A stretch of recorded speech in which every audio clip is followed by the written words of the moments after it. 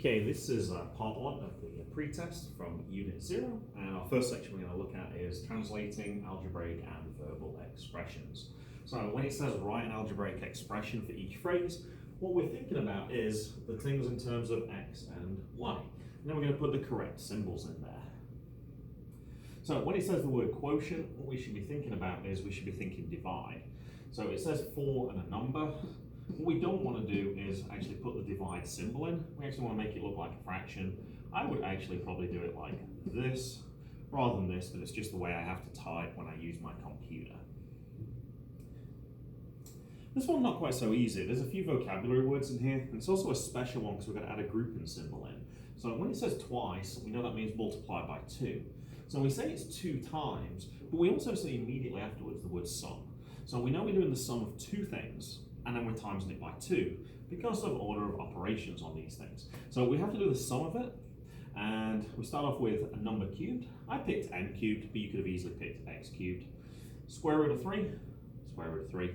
So we're just literally copying down. When it says sum, we put the symbol, and then to the left we put the first thing, and then to the right of the and is where we put the second thing. 6 less than the product of 5 and a number.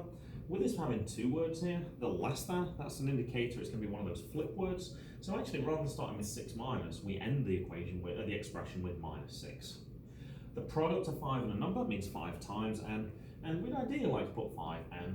You can put 5 dot n, but you should definitely avoid putting things like 5 times n, because it could be an x or it could be a multiplication, and it's not clear. For tests, we're going to use that notation, so try and get used to doing that as well. Word problems, always a little bit more difficult. We talked about in class how you would buy products from a store, things like jackets, socks, shoes, shirts, that type of thing. An indoor climbing wall charges $15 to become a member, so you got to pay $15 straight away. The clue is it tells you plus. You got to pay $18 per month. That means every month. So if you do 2 months, you got to pay 18 times 2. If you say 10 months, you got to do 18 times 10. Now, with us not knowing how many months it is, I can't put times n, but I can put 18n, which shows me every month I stay, I must multiply it by 18, which is why I got my answer here. This one, a little bit sneaky. It says John is 2 brothers. So in other words, there's actually 3 people for this question. Make money by doing yard work for neighbors. The boys split the money equally. Write an expression that describes how much money they earn in one day. So the total amount of money. Notice the word split here as well, which tells you this is a division question. So n divided by 3 will tell you how much each person makes as they're splitting it equally. So if it tells you they do get $36, how much do they get? Plug in the number. N is 36 for this one, so 36 divided by 3 is 12.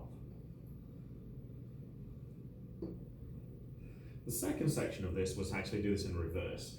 Give you the algebraic expression and make you write the verbal expression. Now, I don't have full answers here, and there are multiple answers for certain questions. However, very importantly on our grouping symbol questions, we have to write down what the grouping symbol is, which is absolute value. We then must say what this symbol is, but use the key word. Now, when I say keywords, I'm talking about sum for add, difference for subtract, product for multiply, and quotient for divide. So as this one is a subtract symbol, I have to put difference next. Now, the rest of the problem takes care of itself pretty much. You say to the left of this symbol, 4 times a number cubed, and to the right of the symbol, 1. And then for this takeaway, you can say anything you like. You can say take away, subtract, reduce, anything that means that symbol there. 2 times a number, double a number, twice a number. And actually, as this is x and this is y, you might even want to say double a different number to specify that it's a different variable we're using in this question. Question 7, a few different choices. You could just say a number over a different number. You could use divide, a few other ones. Quotient is another option because that's one of our keywords. The quotient of a number and a different number to show one's A and one's B.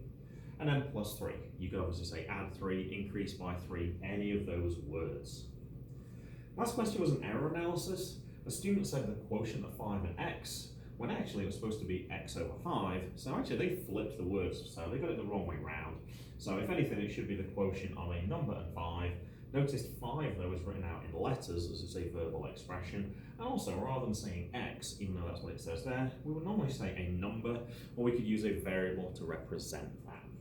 And the solutions to the second side will be on the next video.